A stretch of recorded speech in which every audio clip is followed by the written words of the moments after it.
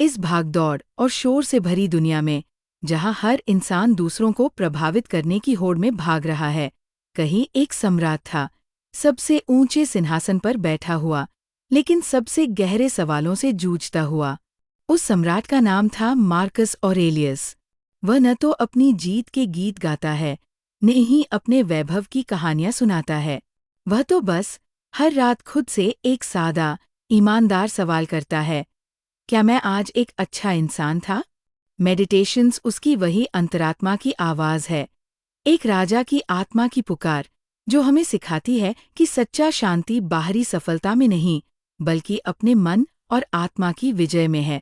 आज हम उस सम्राट की डायरी के पन्नों में उतरेंगे, जहां हर शब्द जीवन, मृत्यु और आत्मा के रहस्यों से भरा है। ये किताब मेडिटेशंस कोई सामान्य पुस्तक नहीं है। ये एक राजा की डायरी है, एक सम्राट का निजी संवाद अपने आप से, जिसमें वह जीवन, मृत्यु, नियति और आत्मा की यात्रा पर गहराई से चिंतन करता है।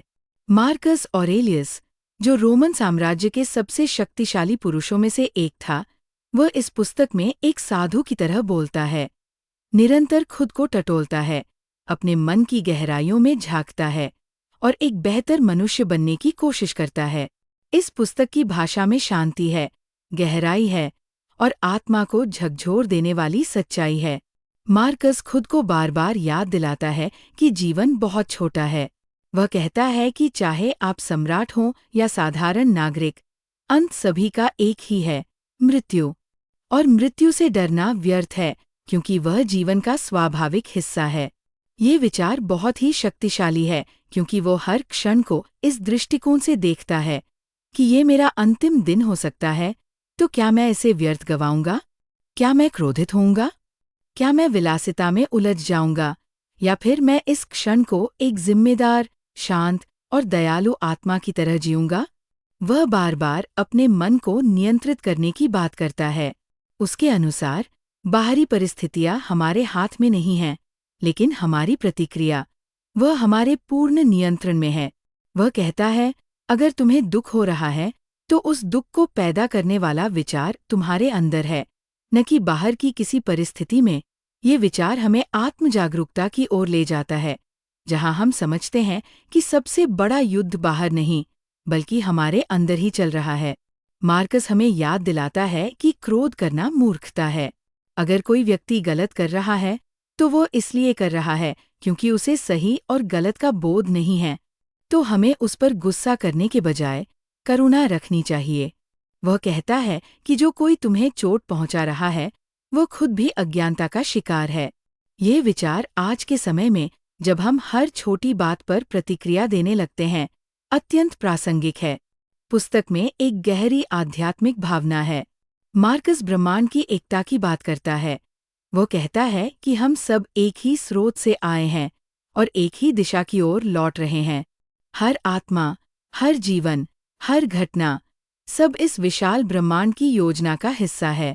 जब हम इस सच को स्वीकार कर लेते हैं, तो हम शिकायत करना बंद कर देते हैं और जीवन को वैसे ही अपनाने लगते हैं जैसे वह है, पूर्ण, गूढ़ और रहस्यमय। वह मृत्यु के बारे में बहुत गहराई से बात करता है, न डर के साथ, बल्कि एक शांति और स्वीकृति के साथ। वो कहता है कि मृत्यु कोई दंड नहीं है, बल्कि एक प्रक्रिया है, जैसे श्वास लेना और छोड़ना। वह जीवन को एक नाटक की तरह देखता है। हम सब किरदार हैं, जिनका एक प्रवेश है और एक निकास। ये विचार हमें अहंकार से मुक्त करता है।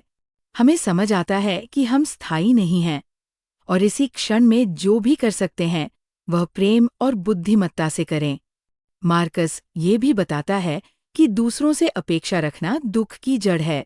वो कहता है कि हम दूसरों को नहीं बदल सकते, लेकिन हम खुद को बदल सकते हैं। जब कोई हमारा अपमान करे, हमारी आलोचना करे या हमें पीड़ा दे, तो हमें स्वयं से पूछना चाहिए, क्या ये सच है? और अगर ये सच नहीं है, तो हमें क्यों आहत होना चाहिए? वह हमें अपने आत्मसम्मान को बाहरी मान्यता से जोड़ने से मना करता है। वह कहता है कि सच्चा सम्मान भीतर से आता है, अपने आप के साथ सच्चा रहने से। वह अपने आप से ये भी कहता है कि महान कार्य करने के लिए हमें दूसरों के देखने या सराहने की जरूरत नहीं है। जो काम अच्छा है उसे करना ही चाहिए, चाहे कोई देखे या नहीं।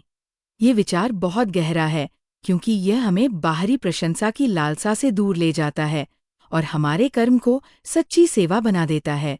मार्कस की डायरी में एक साधु की आत्मा है और एक योद्धा का अनुशासन। वह अपने भीतर के विकारों को पहचानता है, आलस्य, क्रोध, मोह, और इनसे लड़ने के लिए वो खुद को तर्क, आत्मचिंतन और अभ्यास से सज्ज करता है।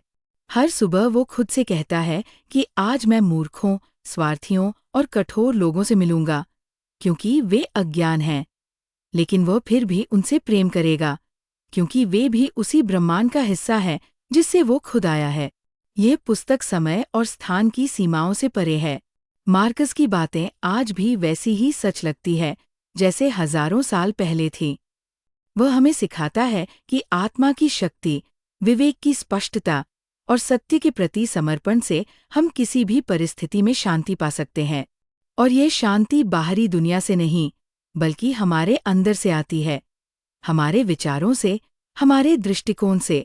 एक स्थान पर वो कहता है, जब तुम सुबह जागो तो खुद से कहो, मैं आज जीवित हूँ, सांस ले रहा हूँ, सोच सकता हूँ और प्रेम कर सकता हूँ।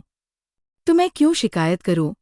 ये विचार गहरे रूप से प्रेरणादायक है, क्योंकि वह हमें बताता है कि जीवन का प्रत्येक क्षण एक उपहार है और हमें इसे कृतज्ञता और गरिमा के साथ जीना चाहिए।